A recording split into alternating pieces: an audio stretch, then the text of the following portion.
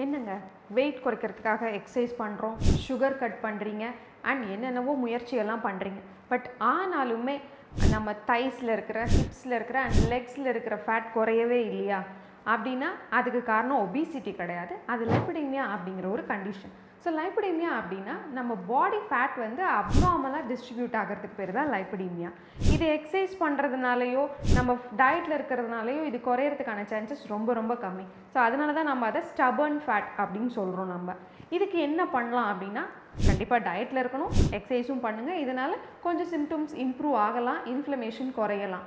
But உங்களுக்கு லைப்பிடீமியா இருக்குது அப்படின்னு உங்களுக்கு தோணுது அப்படின்னா நீங்கள் அதுக்கான ட்ரீட்மெண்ட்டை உடனே எடுத்துக்கிற மாதிரி இருக்கும். இதுக்கு ஸ்பெஷலைஸ் ட்ரீட்மெண்ட்ஸ் இருக்குது, அது மூலமாக நம்ம அந்த ஃபேட்டை குறைக்கலாம். ஸோ லைப்பிடீமியா இருக்குது அப்படின்னா நீங்கள் அதை ஒபிசிட்டின்னு நினச்சிக்காதீங்க, அதுக்கான ட்ரீட்மெண்ட்டை எடுத்துக்கிட்டால் கண்டிப்பாக அதை சரி பண்ணிடலாம்.